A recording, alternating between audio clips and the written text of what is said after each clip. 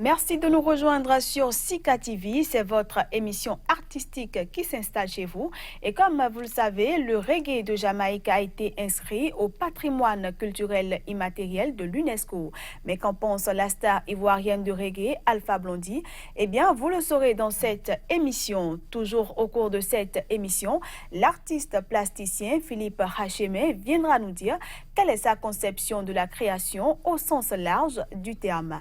Voici ainsi présenter la charpente de cette émission. À tout de suite pour le développement.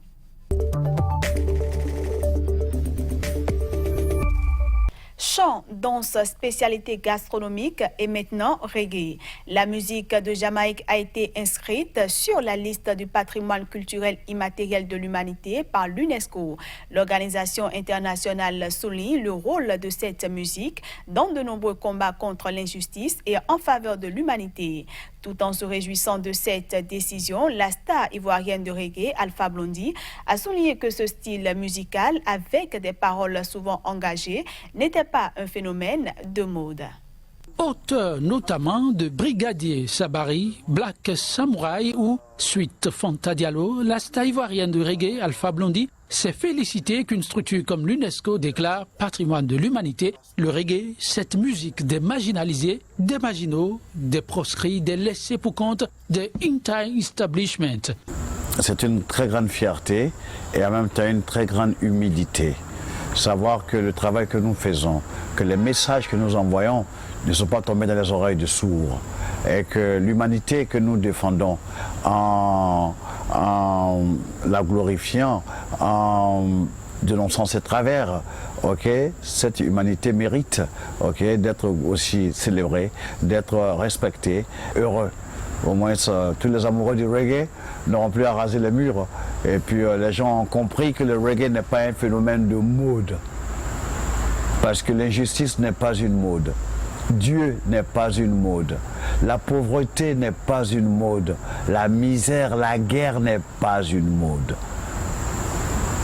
Alpha Blondy, qui a sorti récemment un nouvel album Human Race, souligne que ce style musical avec des paroles souvent engagées n'était pas un phénomène de mode. Le chanteur, qui vient d'accomplir un pèlerinage à la Mecque et cite régulièrement Dieu, affirme également que les textes sont autant à l'honneur que la musique. Le reggae a émergé en Jamaïque à la fin des années 60, style musical issu du ska et du rocksteady. Il a aussi intégré des influences du jazz et du blues. Le reggae est indissociable du rastafarisme, mouvement spirituel qui sacralise l'empereur éthiopien Haïlé Sélassié et promeut l'usage de la ganja au marijuana.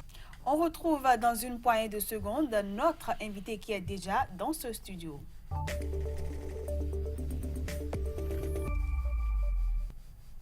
Philippe Hachemé est un artiste plasticien formé à l'Institut national des métiers d'art, d'archéologie et de la culture de l'Université d'Abomey-Calavi. Il exerce ce métier depuis quelques années et a déjà participé à pas mal d'expositions, que ce soit dans son pays, le Bénin, ou dans la sous-région. Son travail consiste à faire des tableaux et il vit de son art. Philippe Hachemé, bienvenue. Merci. Et merci d'avoir accepté notre invitation. Merci de m'avoir invité. Alors, Philippe Hachemé, quel est le parcours professionnel et ou artistique qui vous a forgé en tant qu'artiste? Bon, merci. Cette question est assez vaste. J'ai commencé l'art déjà, on peut dire que j'ai commencé avec le dessin, avec les mangas. C'est cela qui m'a appelé au dessin déjà.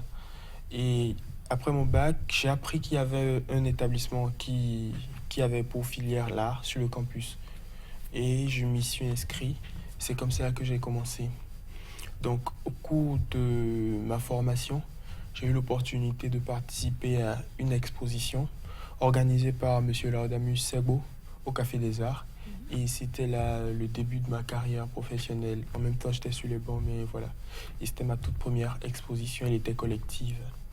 Et après, j'ai rebeloté au Café des Arts l'année qui suivait, avant de passer maintenant à mon exposition personnelle.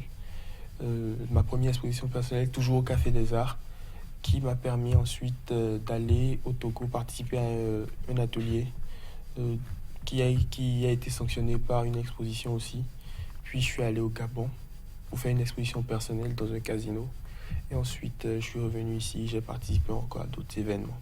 Alors, un parcours assez intéressant. Pourquoi avoir choisi la peinture comme mode d'expression plutôt qu'un autre? Quel a été le déclic? Bon, ça s'est imposé à moi, on va dire. Parce que déjà, l'art au Bénin, c'est maintenant que l'art contemporain s'ouvre à beaucoup d'autres disciplines. Donc, la peinture était la plus pratiquée. Et comme j'étais déjà plutôt doué en dessin, c'était plus facile pour moi d'aborder ce médium. Sinon, ce qui m'intéressait à la base, c'était la bande dessinée. D'accord. Et actuellement, je suis en train de m'ouvrir à d'autres disciplines. Je pratique la peinture et le body painting. Et là, l'année qui vient, je vais entamer la sculpture, les installations et poursuivre mon rêve de bande dessinée. D'accord.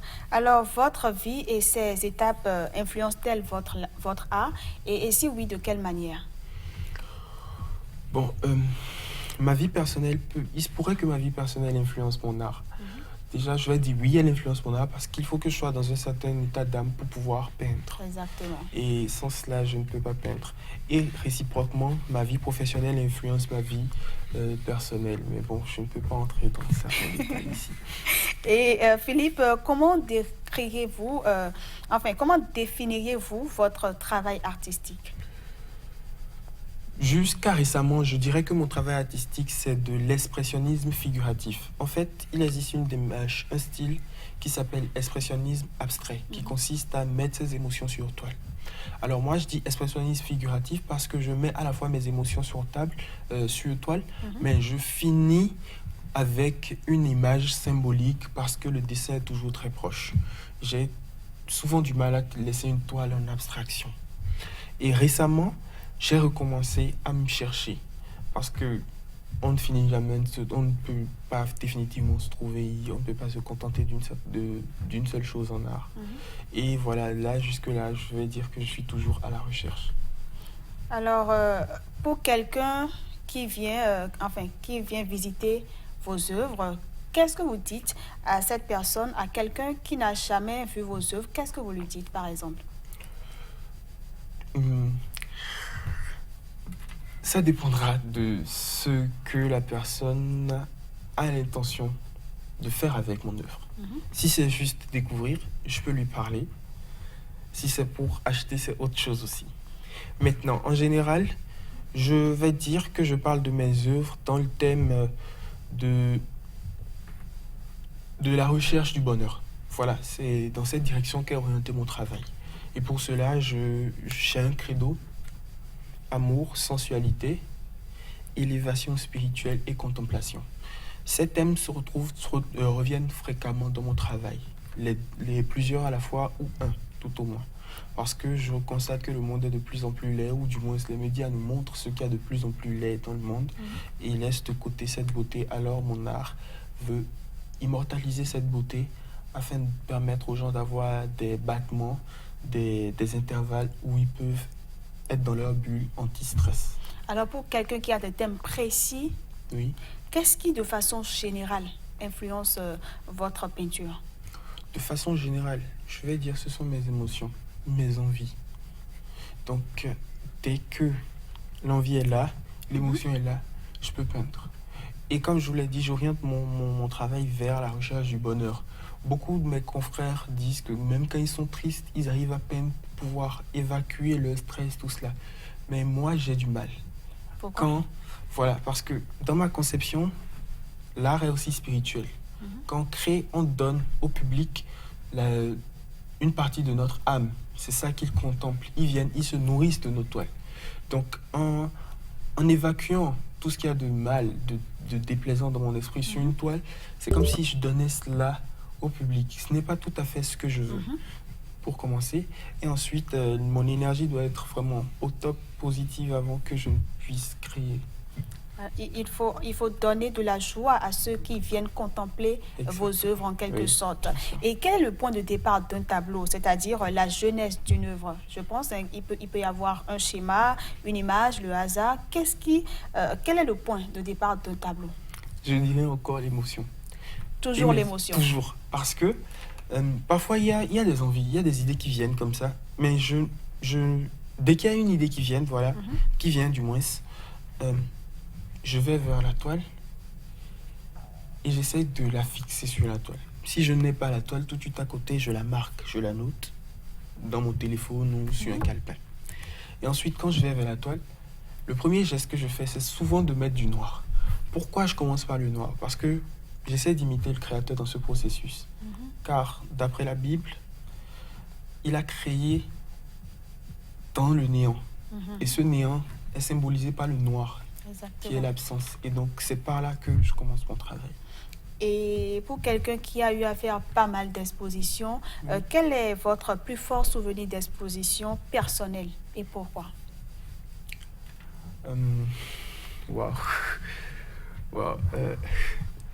C'est vrai qu'il y en a eu pas mal, hein, mais ouais, bon. Voilà. L'exposition qui vous a le plus marqué? L'exposition qui m'a le plus marqué, c'est celle que j'ai faite avec un confrère, Gaël Davo. Parce qu'à cette exposition, il y a eu énormément de monde.